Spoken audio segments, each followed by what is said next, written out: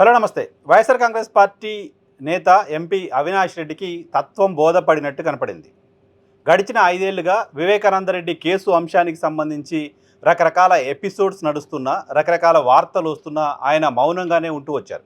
1, 2 సందర్భాల్లో తప్ప ఈ కేసుకు సంబంధించి తమ వర్షన్ ఏంటి, తమపైన ఎందుకు ఇటువంటి ఆరోపణలు వస్తున్నాయి, తమను ఎందుకు టార్గెట్ చేస్తున్నారు అనే విషయాల్ని క్లుప్తంగా చెప్పే ప్రయత్నం చేయలేకపోయారు.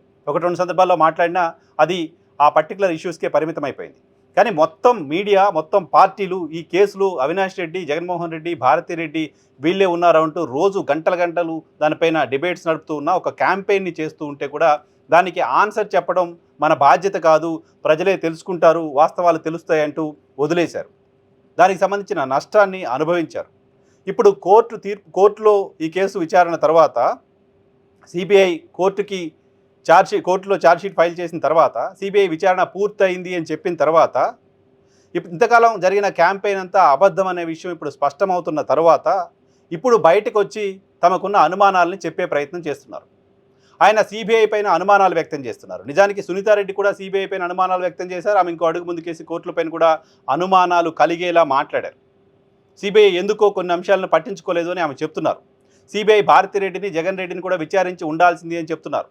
హరి యాదవ్ అనే వ్యక్తి అర్జున్ రెడ్డికి పంపించిన మెసేజ్ సంబంధించి విచారణ సరిగా చేయలేదు, ఏదో వాళ్ళు వెళ్ళి రాసుకొని వచ్చి అదే కోర్టుకు సబ్మిట్ చేశారని సునీతారెడ్డి సిబిఐ పైన అనుమానం వ్యక్తం చేశారు. ఇప్పుడు అవినాష్ రెడ్డి కూడా సిబిఐ పైన అనుమానం వ్యక్తం చేస్తున్నారు. అవినాష్ రెడ్డి ఏ అంశాలపైన అనుమానాన్ని వ్యక్తం చేస్తున్నారో ఆ అంశాలకు సంబంధించిన గ్రావిటీ ఎక్కువగా ఉంది. ఈ కేసుని ముందు నుంచి ఫాలో అవుతున్న వాళ్ళకు అది అర్థమవుతుంది. ఏంటి ఆ గ్రావిటీ? అవినాష్ రెడ్డి చెప్తున్నారు ఇది గెయిన్ కోసం జరిగిన మర్డరు అని, ఏదో ఆశించి దేనికోసమో ఈ హత్య చేశారు అనేది. ఆ గెయిన్ ఏంటి అంటే అవినాష్ రెడ్డి ఎంపీ టికెట్ అనేది సునీతారెడ్డి ఇంతకాలం మాట్లాడుతూ వచ్చిన మాట, తెలుగుదేశం పార్టీ ఇంతకాలం మాట్లాడుతూ వచ్చిన మాట. కానీ ఆయన హత్య కావడానికంటే ముందే అవినాష్ రెడ్డిని ఎంపీ అభ్యర్థిగా ప్రకటించారు. అవినాష్ రెడ్డి కోసం వివేకానంద రెడ్డి క్యాంపెయిన్ కూడా చేశారు అనేది కడప జిల్లా ప్రజలందరికీ తెలిసిన మాట. కానీ బయట ప్రపంచానికి మాత్రం టికెట్ కోసమే ఆయన చంపేశారు లాంటి ఒక క్యాంపెయిన్ని బలంగా వైఎస్ఆర్ కాంగ్రెస్ పార్టీ వ్యతిరేకులు చేయగలిగారు. ఆ క్యాంపెయిన్ కారణంగా వైఎస్ఆర్ కాంగ్రెస్ పార్టీ రాజకీయంగా నష్టపోయింది కూడా. సో ఇప్పుడు గెయిన్ గురించి మాట్లాడుతున్నారు అవినాష్ రెడ్డి. ఏంటా గెయిను? వివేకానంద రెడ్డికి రెండో భార్య ఉంది. వివేకానంద రెడ్డి రెండో భార్యకు కుమారుడు ఉన్నారు. సో ఆయన కుమారుడికి ఆస్తులు పోతాయనే భయంతో హత్య జరిగి ఉండవచ్చు అనే కోణంలో సిబిఐ ఎందుకు విచారణ చేయలేదు అని చెప్తున్నారు. ఎప్పుడు చెప్తున్నారు ఈ మాట? సిబిఐ 5 ఏళ్ల పాటు విచారణ చేసి కోర్టుకు వెళ్ళి సిబిఐకి విచారణ చేయడానికి ఏమి లేదు అని చెప్పిన తర్వాత ఇప్పుడు వచ్చి బయట ఆయన మాటలు చెప్తున్నారు. ఈ కోణంలో విచారణ చేయాల్సిన అవసరం ఉంది అని చెప్తున్నారు. అంతేకాదు దస్తగిరి కేసులో ఈ హత్యలో నేను పార్టిసిపేట్ చేశాను, ఇదిగో హత్య ఇలా చేశాను, ఇలా జరిగింది హత్య, నేను లోపలికి వెళ్ళాను, నేనే హత్య చేశాను, హత్య ఇలా చేశాం మేము, హత్య కంటే ముందు కొన్ని డాక్యుమెంట్స్ అడిగాము, డాక్యుమెంట్స్ తీసుకున్నాము, డాక్యుమెంట్స్ పైన సంతకాలు తీసుకున్నాము. ఇవన్నీ కూడా దస్తగిరి కన్ఫెషన్ స్టేట్మెంట్లో ఇచ్చారు.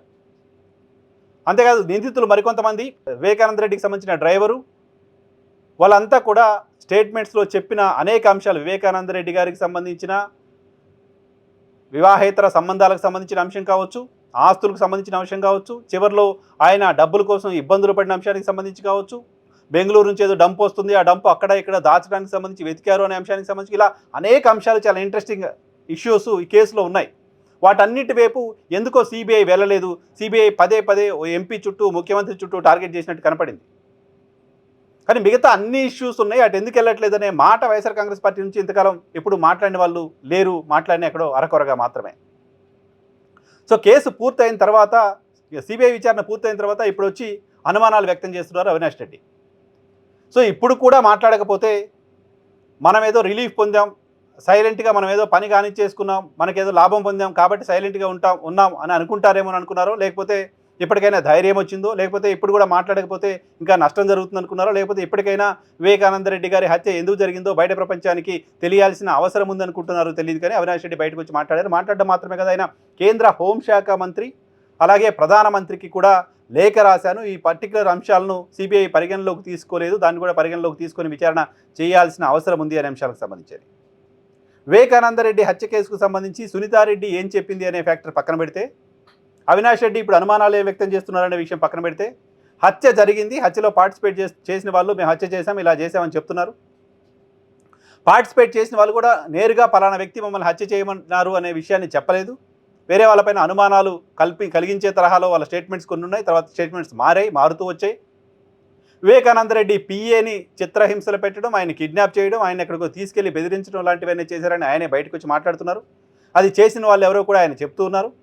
వీటన్నిటి నేపథ్యంలో కామన్ పబ్లిక్కి, అవినాష్ రెడ్డికో సునీతారెడ్డికో సంబంధం లేని వాళ్ళకి వివేకానంద రెడ్డి హత్య ఎవరు చేశారు, ఎవరు చేసుంటారు అని ఆలోచించే వాళ్ళకి కూడా వస్తున్న ప్రశ్నలు, వివేకానంద రెడ్డి రెండో భార్య ఏమైపోయారు, వివేకానంద రెడ్డి రెండో భార్యకు సునీతారెడ్డికి మధ్య జరిగిన వాట్సాప్ చాటు సిబిఐ విచారణలోనే అది బయటకు వచ్చిన అంశం. వాట్సాప్ చాట్లో వివేకానంద రెడ్డితో ఆయన రెండవ భార్య షమీం చేసిన చాటుకి సంబంధించిన వ్యవహారాలంతా కూడా బయటకు వచ్చున్నాయి.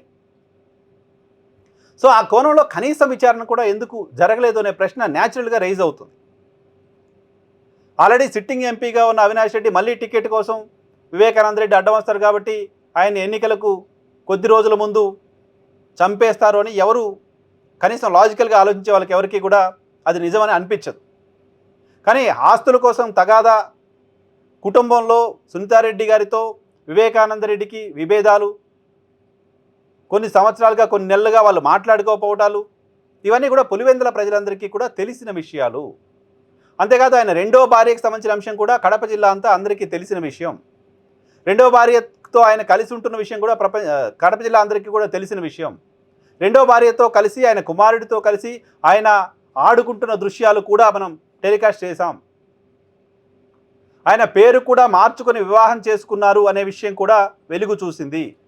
ఇంత జరిగిన తర్వాత ఆయన రెండో భార్య ఏమైపోయారో, ఎందుకు బయటికి రావట్లేదు, ఆ కోణంలో ఆమెకి ఇచ్చిన ఆస్తి ఏంటి, దస్తగిరే చెప్తున్నట్లుగా ఆ రోజు రాత్రి పేపర్లు ఎతికాం, పేపర్లు తీసుకున్నాం, సంతకాలు పెట్టాం, ఇటువంటి మాటలు ఆయన చెప్తున్న నేపథ్యంలో ఆ పేపర్లు ఏంటి, ఎక్కడ తీసుకున్నారు, ఎవరికి ఇచ్చారు ఆ పేపర్లు, ఆ పేపర్లో ఏముంది, ఏ ఆస్తులకు సంబంధించిన పేపర్లు అవి, అసలు ఈ చర్చ ఎక్కడ లేకుండా పోయింది.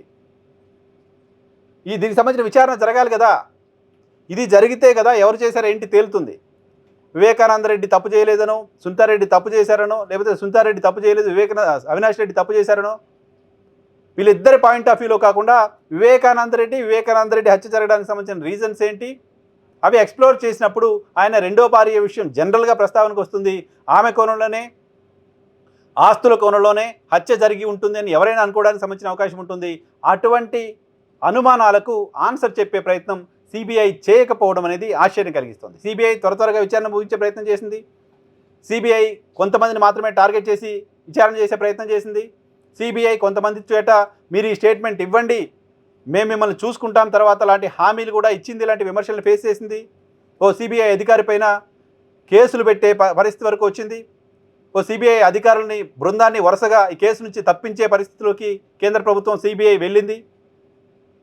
గతంలో సిబిఐ అధికారిగా పనిచేసిన ఓ మహిళా అధికారి ఆల్మోస్ట్ కేసు ఇన్వెస్టిగేషన్ అంతా పూర్తి చేస్తున్న సందర్భంలో ఆమెని సడన్గా ఆ కేసు నుంచి తప్పించడం, కొత్త అధికారిని తెరపైకి తీసుకురావడం, ఆ కొత్త అధికారి పని కట్టుకొని అక్కడే ఏదో ఉంది అని ఒకవైపుకే వెళ్ళే ప్రయత్నం చేయడం, ఆ తర్వాత ఆయన అక్కడి నుంచి వెళ్ళిపోవడం, ఆ తర్వాత మరో అధికారి రావడం. సో ఇప్పుడు ప్రభుత్వాలు మారిన తర్వాత గతంలో తీవ్రమైన ఆరోపణలు ఎదుర్కొన్న ఎంపీ, మాజీ ముఖ్యమంత్రి, వీళ్ళందరికీ సంబంధం లేని ప్రభుత్వాలు కేంద్రంలోనూ రాష్ట్రంలోనూ, వీళ్ళందరినీ వ్యతిరేకించే ప్రభుత్వాలు కేంద్రంలోనూ రాష్ట్రంలోనూ ఉన్న సందర్భంలో సిబిఐ విచారణ చేసి తేల్చి ఒక అంశాన్ని కోర్టుకు చెప్పిన తర్వాత ఆల్మోస్ట్ విమర్శలు ఎదుర్కొన్న 5 ఏళ్ళుగా విమర్శలు ఎదుర్కొన్న వాళ్ళంతా కూడా క్లీన్ చీట్ తీసుకున్నట్టే. వీళ్ళ క్లీన్ చీట్ వచ్చిందంటే కేసు పరిష్కారమైనట్టు కాదు. కేసులో హత్యకు పాల్పడిన వాళ్ళు ఎందుకు చేశారు, ఎవరు చేయమన్నారు, ఏ కారణంతో చేశారు, పర్పస్ ఆఫ్ ద మర్డర్ ఏంటి అని తేల్చినప్పుడు మాత్రమే సిబిఐ ఈ కేసును తేల్చినట్టు అవుతుంది. సిబిఐ వీళ్ళిద్దరి కోణంలో కాకుండా వివేకానంద రెడ్డిని ఎవరు చంపారనే అంశానికి సంబంధించి అవినాష్ రెడ్డి కోణంలోనూ సునీతారెడ్డి కోణంలోనూ కాకుండా ఈ హత్యలో పార్టిసిపేట్ చేసిన వాళ్ళ వెనక ఎవరున్నారో తేల్చడానికి సంబంధించి నిజాయితీతో కూడిన ప్రయత్నం చేయలేదు లాంటి ఒక ఇంప్రెషన్ మొత్తం ఇన్వెస్టిగేషన్ పూర్తయిన తర్వాత కనపడుతోంది.